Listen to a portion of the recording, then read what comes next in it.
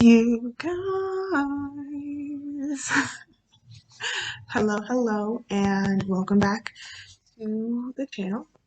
For those of you guys who don't know me, hello, hi. My name is Mary. I am the founder and CEO of Mary-ish Entertainment. It is my goal and dream in life to spread light, love, joy, and peace to everyone that I come in contact with. And my life's purpose is to bridge the gap between Christians. So with that being said, let's jump into today's topic, shall we? Today, I want to tell you guys a little bit about my story. Um, Again, for those of you guys who are new here, I am a pastor's daughter by adoption. Um, so I have been uplifting and preaching and teaching and administering the word of the Lord for the better half of 20 years, which is crazy to say. Um, but it has not always been this way. I have not always been the one who is comfortable sharing the gospel with people. I went through what I call my Jonah phase. And for those of you guys who don't know the story of Jonah, let me give you like a quick um, overview. So the story of Jonah can be found in the book of Jonah, of course. And essentially, it's when God goes to Jonah, to this young man named Jonah, and he tells Jonah, listen, I have a message that I need to deliver to the people of Nineveh, and I need you to be the one to deliver it. Nineveh is what most people would call the hood, which is, we're not even going to touch that. But it was a very, very rough town, a very, very rough place to be. And Jonah was scared. He was very fearful, and he was like, God, I'm not doing this. I don't want to do this.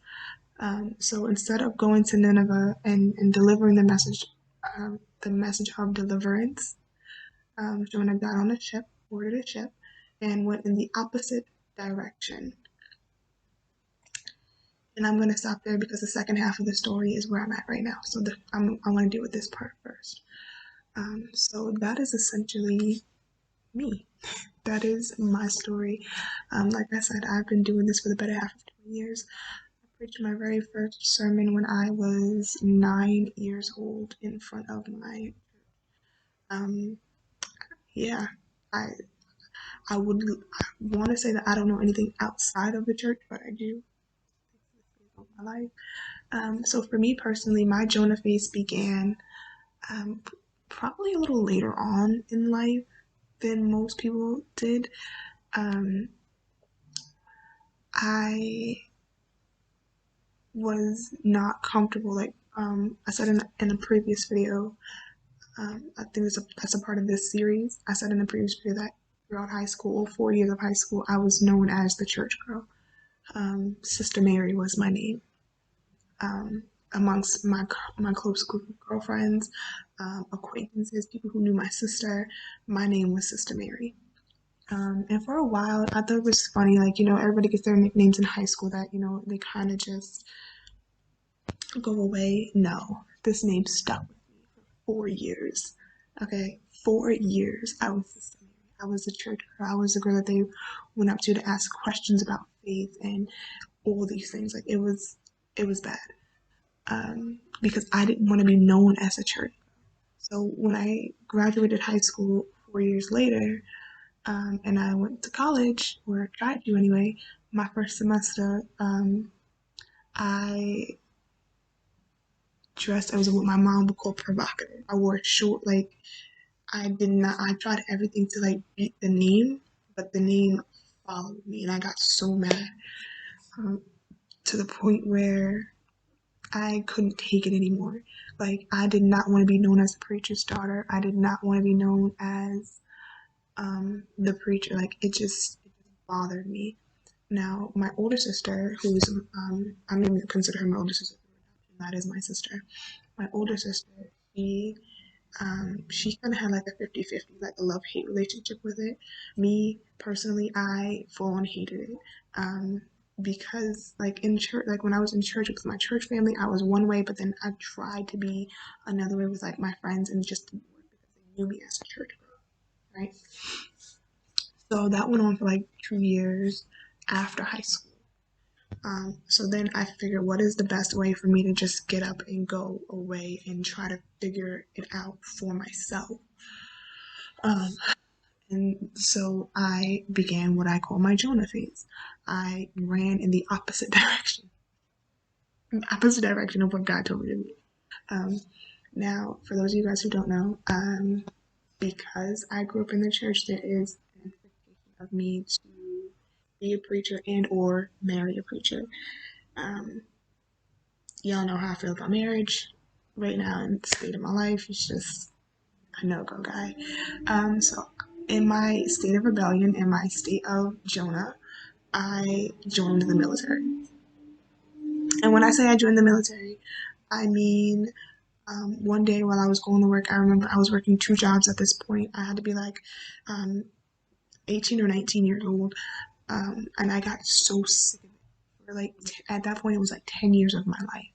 So for a whole decade, all people knew about me was that I was a church girl. All people knew about me was that I was a preacher, that I was a teacher, that I can quote scripture like it was nobody's business.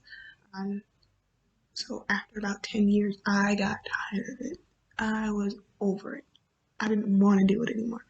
At this point, I remember I was working two jobs, and next to my second job, there was a military recruitment center. And so I walked my little butt into the recruitment center, and uh, I enlisted that day. I took my practice test, passed it. He set me up for the next week to go and take my actual ASVAB. Took it, passed it, and chose my job. I think the whole process I was out in about a month. I or a couple of months. I enlisted in August. I shipped out in November. And that was only because of the job that I wanted. Um, yeah, that's kind of how it worked out. And so that was kind of like my first wave of Jonah. Um, but here's the thing, and let me go back to the story of Jonah. So y'all know the story of Jonah and the fish. He got swallowed by what the Bible calls a big fish, and spent 3 days in the belly of this fish, and prayed to God. And then after 3 days, the fish threw him up. He went on over to Nineveh and did exactly what God wanted him to do. Here's why this is significant to me.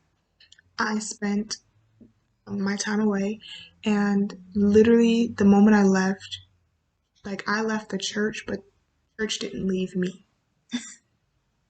Does that make sense? I left the church, but the church didn't leave me. So where I was on base, there were no, like, the preacher wasn't there yet. There was nobody there to like run the service or any of that. And again, if you guys watch any of my videos, you know I can do it all. Um, so I was like, I really don't want to, but they kept asking and they kept asking and they kept asking. And then I was just like, you know what, let me just get this over with one time. So I got up, I did the service, I did everything. I didn't sing, I organized the choir, I did all of it, okay? I did all of it. Unbeknownst to me, the chaplain was watching. Y'all see where I'm going with this. The chaplain had come in the middle of, me doing the sermon and leading Bible study. And they were like, huh, you should be a chaplain. And I'm like, haha, no, I did not want to do that. I still don't want to do that. That is not what God is calling me to do. Um, but no matter how far I went, and I said this in a previous video, um, God has never allowed me to go too far. And I've tried on several occasions. That was my first Jonah phase. And I'm kind of, I kind of been like back and forth in it. I have like it was like a 1 foot in, 1 foot out when I came back, because I was like, I don't like. And for those of you guys who are preachers' kids, and for those of you guys who have experienced this, I did not want this. I did not choose this. You know how like there are some people who are like um, who who want to be preachers and who want to be pastors and who want to be first ladies, and I'm not that person. That is not me. I never wanted that. That has never been my thing. Okay. The one thing that I wanted, the one gift that I wanted, I'm gonna do a series on that later.